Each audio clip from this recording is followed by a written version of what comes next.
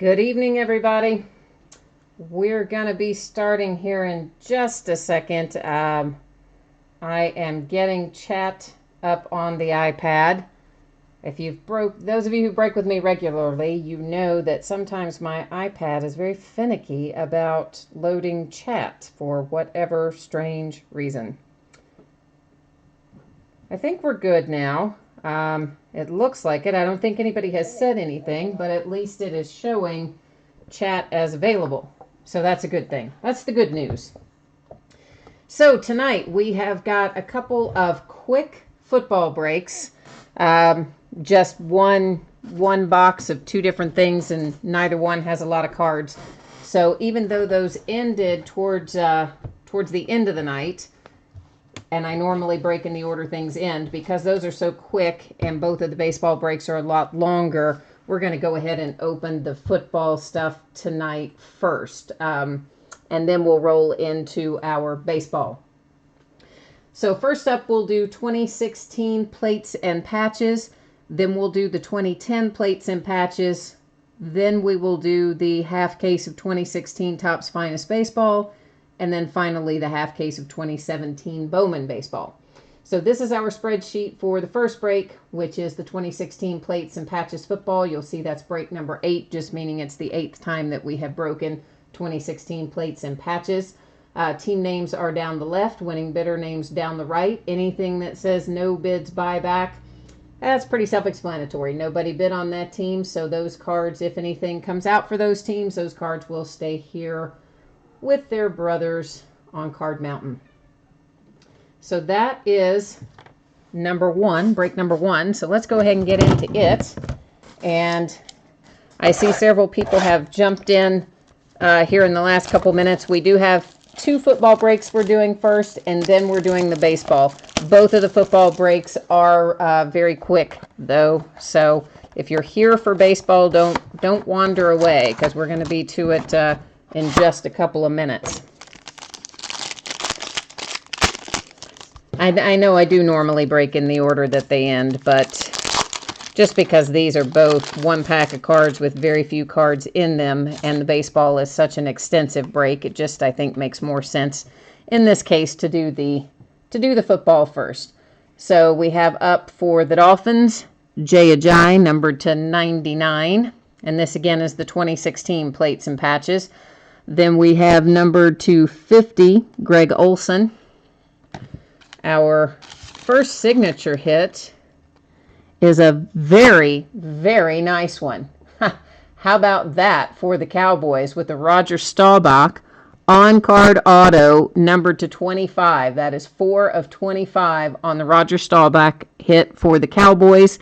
And I'm taking a look at this. Plates and Patches has a tendency to, out of 2016, to sometimes have some little wonky corners. And we do have little minor imperfections on the edges and corners of this one as well. It's nothing horrible, but it is, and some on the back as well, but it is not a perfect, it is not a card that's going to grade a 10, but still, what a nice hit for the Cowboys with the Roger Staubach on-card auto to 25. So congrats, Cowboys, on that. Then we have a full coverage patch for the Ravens, and that's a really nice piece of material. You guys know I love my pieces of material, and we've got, of course, all 3 colors. You got a little bit of gold on the other side as well. That's a nice hunk of cloth there. It is numbered to 50 for the Ravens. So Ravens, you have a nice hit. And then our printing plate is for the Falcons, Austin Hooper, cyan plate out of 16 certified. And of course, the printing plates, those are always going to have scratches and surface marks on them. And that's because they were actually used in the printing of the card. So, those never come out perfect. So just to recap, we have our printing plate hit for the Falcons, our materials hit for the Ravens, numbered to 50, and then our super sweet hit for the Cowboys with the Staubach on-card auto numbered to 25. And again, not perfect on the edges and the corners. It's kind of hard to see sometimes on the camera in the live stream, but I do try to point that stuff out when I see it. So that is 16 plates and patches. Let's throw up the spreadsheet and take a look at 2010 plates and patches. We will bust into that, which again is not a very long break, and then we'll roll right into our baseball. So for 2010 plates and patches, again, of course, you see team names down the left-hand side, the winning bidders down the right-hand side. And we did have a couple of unpaid teams in here.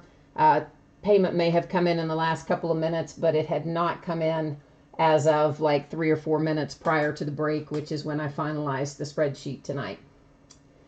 So that, again, that is who is in our 2010 plates and patches break. So let me get myself set up here, and I'm just rolling up to on the spreadsheet to look at make sure that Finest Baseball was up next, which it is. And let's get into 2010 plates and patches. Now, of course, the first thing that we have on top of 2010 plates and patches is always an encased card. It's not graded, but it is encased, and it's usually a rookie. And, well, if I can get in there, maybe we'll have to try that again. Apparently, I didn't manage to get cut through the seal the first time. And who do we have? Oh, well, that's a nice little hit. That's Brandon LaFell. And that, of course, is an on-card auto. And once again, that's a nice piece of material. We've got all 3 colors in there. So that's a pretty solid hit there. And it is numbered to 599. But again, you know, on these older series, on these older cards, you know, it was super common for things to be high numbered. But so there you go. That's a cool hit. For the Panthers, well, we've got one left in there, don't we? There's a little box that the rest of the cards come in. We had one kind of hanging out in there, stuck in the back. Had to pull him up. First up, Lee Evans for the Bills. That is a base card, but the base cards are numbered in plates and patches. That one is to 499. Then we have Leon Washington for the Seahawks, also numbered, well, that is numbered to 499. Chad Ochocinco. And what is Chad numbered? He is numbered to 10. 9 of 10 on the Ochocinco for the Bengals. So that's a nice low number, even though it is a base card. That's still a nice low number. Then we have, whoops, had 2 picked up together. We have an honors, Tony Romo for the Cowboys. That's insert for the Cowboys. That one, I guess that one is not numbered. I thought all the cards in this series, oh, it is numbered. I just looked past it. It's to 299. It's like I thought all the cards in plates and patches were numbered, and then I didn't see that one for a minute. Then we have Mr. Drew Brees up for the Saints, numbered to 499. Our first signature hit, well, second, because we had the encased one. Michael, oh boy, yeah, we're just going with Michael on that. I'm not attempting that last name. So we have Michael here, and that's a sticker auto for the Rams, and it is numbered to 249 on the Michael. We're going to call him Michael H, because I'm not attempting that last name, as bad as I am with names anyway.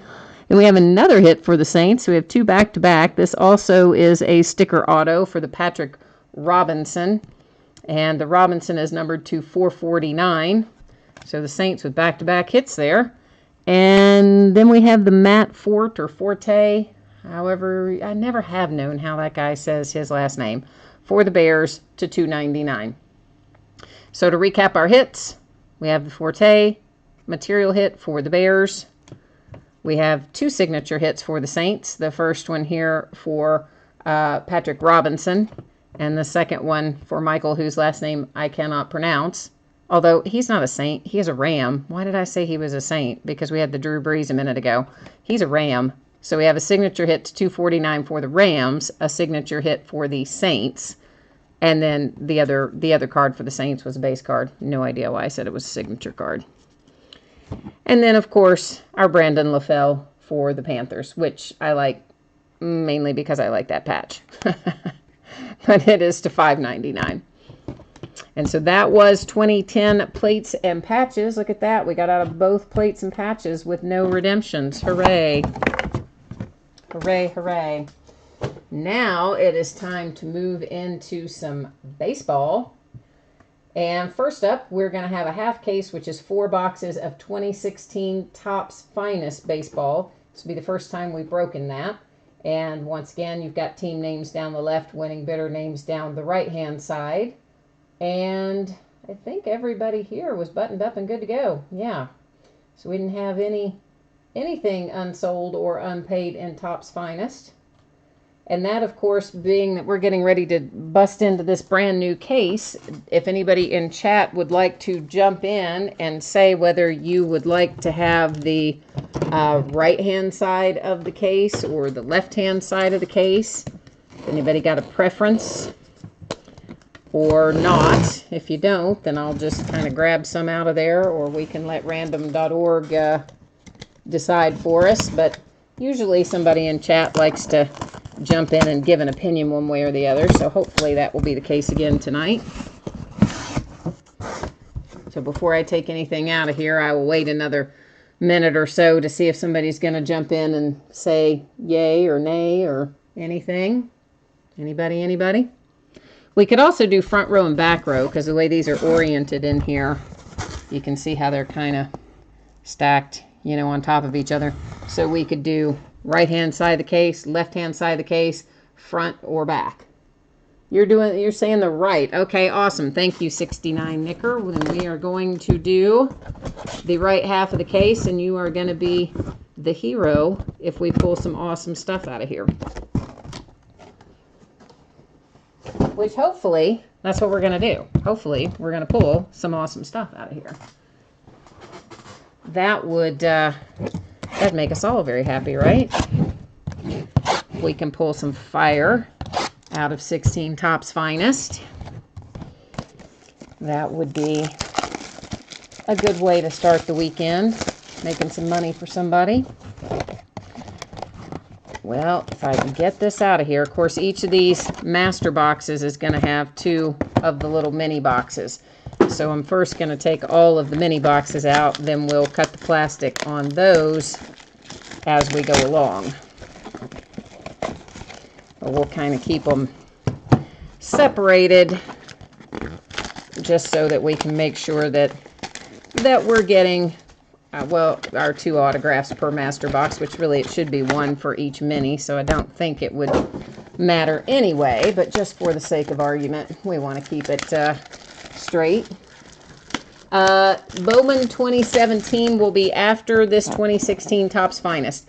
I generally do break them in the order that they end on eBay. I did break the 2 football early tonight just because they were such quick breaks with so few cards in each box versus how long each of the baseball breaks take. So yeah, so we're into 2016 Topps Finest now, and then that will be followed up by the 2017 Bowman. Actually, let's just go ahead and take the plastic off of all of these, even if we leave them in their little mini boxes, or at least we can cut through the plastic and get that much ready to go. It'd be one less thing to do as we go down the road here. So I don't know about you guys, but we have been having rain here for 2 days or more, and it's gotten really cold as a result. Like, the rain came in and this massive cold front came in, and it's like 40 degrees outside or something. I mean, I think our high today was only 49, which just is terrible because we have the Kentucky Derby tomorrow, right? I mean, what's up with that? Gonna have all this cold weather for the Derby. All right, so let me figure out how to get in this box. Why am I having such a difficult time? It's on the top. Oy. Okay. Yeah, that was smart of me, wasn't it? I'm all looking down the side and the bottom. No, dummy. Box opens from the top. Okay, well. We live and we learn. All right, so good luck to everybody. We are looking for, of course, 1 chrome autograph card in each of these mini boxes. which should be 2 per master box. And of course, you'll see a number of these are going to go through as refractors. And for the most part, do you want me to set those aside? I mean, are you guys, do you guys want to recap the refractors? If you do, I will set the refractors in a separate pile.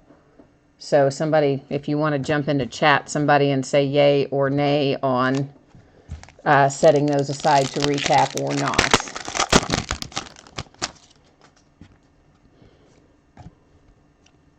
Either way is okay with me. For now, until somebody says something, I'll just kind of stack them separately, just in case. There's usually quite a few of them, so often people do not necessarily want to recap them, but sometimes people do, so. So we will leave that up to you. That's a refractor, of course, there for Trout. And so here is our first signature, and it is A.J. Pollock for the Diamondbacks.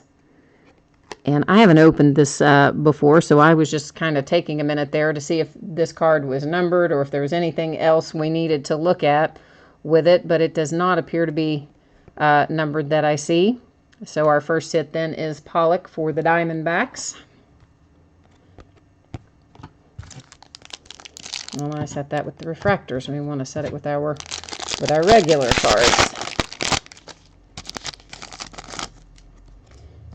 So I had a redemption for Topps earlier this week, and man, they got that thing out fast, much faster than usual. Here's a green parallel numbered to 99 for the Cubbies with Mr. Rizzo. So there's a nice numbered parallel. Of course, we'd like to see some ink on Mr. Rizzo, but for the time being, that's what we have. But we're just getting started, so there's plenty of time to pull a signature yet for Rizzo on some of our others. And this is an insert that says, what does that say? Well, it's Stanton, but I was trying to see what then. It's a refractor, of course. It's for the Marlins. Intimidators. Okay, so this is the finest Intimidators insert for the Marlins with the Stanton. And I'm just gonna, I think I'll just start a pile with all of our things here. We'll put in a different pile, and then that way, whatever you guys decide you want to recap, hopefully, will be set aside and you'll be able to. So, should you choose to. So far, nobody's like jumping in and saying, yeah, I want to, you know. So for the moment, I'm assuming everybody's only looking for a recap of the signatures. And we've got redemption for Henry Owens, and I'm pretty sure that's for the Sox, but we will set that aside and we'll do a checklist verification on that at the end of the break, because I do sometimes get those wrong when I think I know the answer, and then I go to the checklist and find out I'm wrong. That's a refractor for the Mets. It's another Intimidator refractor, this one for the Rangers, Prince Fielder.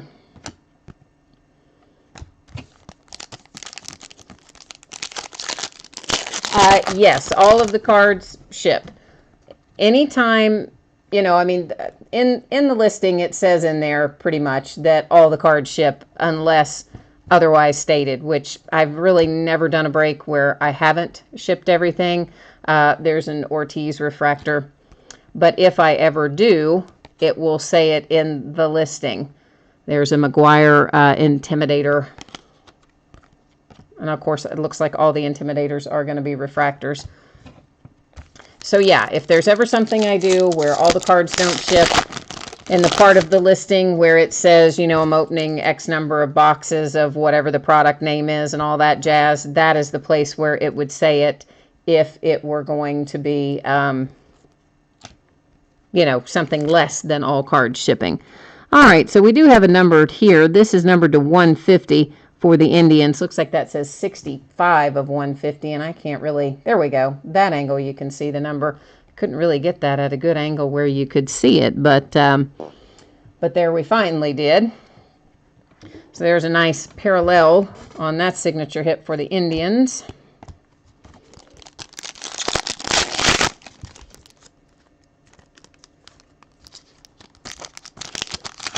Nobody, well, nobody reads that stuff. Well, okay, I mean, if you guys don't read it, that's fine, but it's there. So, I would always encourage someone to read something before they before they buy something, but of course, that's up to you guys.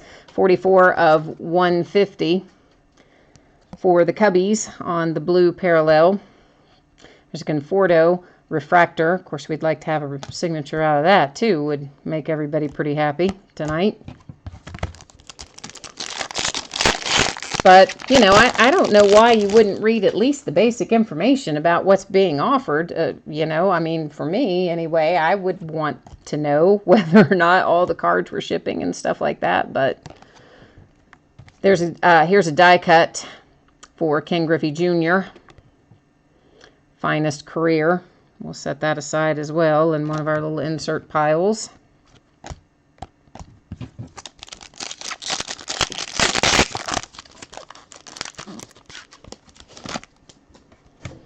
Oh, you didn't wait for your invoice?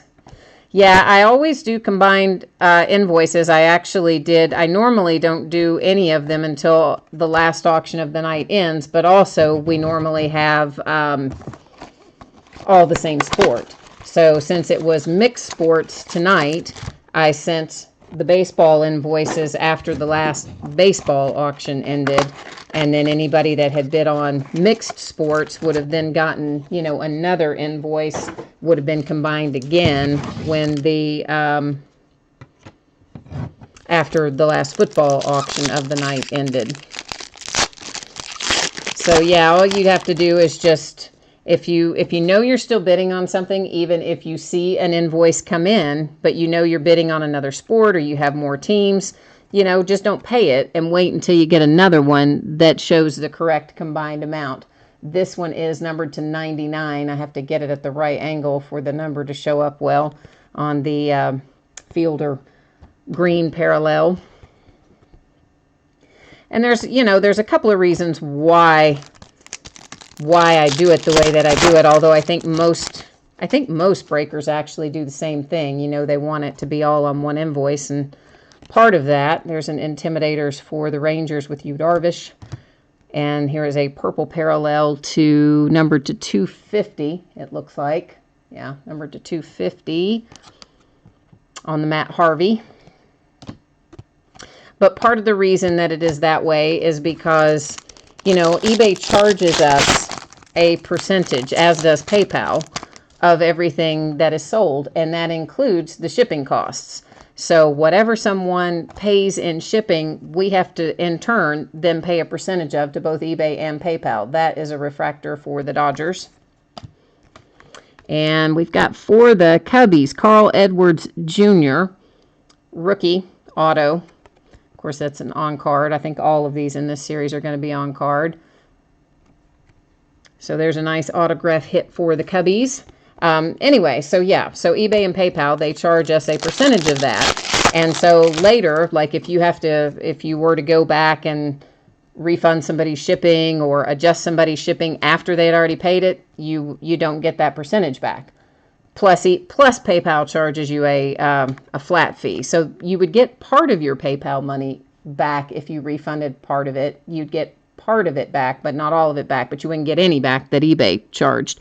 That's 95 of 150. Once they take their percentage on shipping, they don't give it back.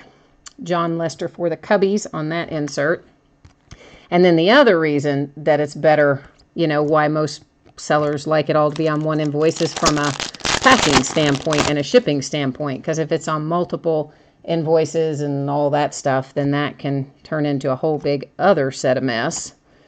So that's kind of the reason why most people say, hey, wait until you get the combined invoice, and then it is all there together. Plus, then you can see and know what the correct amount would be. If you've bid on, say, a bunch of teams with one break and then paid that invoice, and then you bid on a bunch of teams in another break and you paid that invoice, well, like, I'm not going to remember that you just had a bunch of teams in a different break because I may not have even seen it if I didn't see the invoice to combine. That's a refractor for the A's. So the only way, there's a nice Piscotty rookie card refractor for the Cardinals. So yeah, so the only way, that I would know, hey, he has whatever it is, 10 teams or something. And so for 9 of them, you should be charged reduced shipping, is if I see them all together, which, as long as they aren't paid, eBay will give me the option to combine them, and it works out well. But when they get paid in advance, it doesn't work out too well. That is a refractor. This is an Intimidators. I think all the Intimidators are refractors. Another Darvish. That one is not a refractor.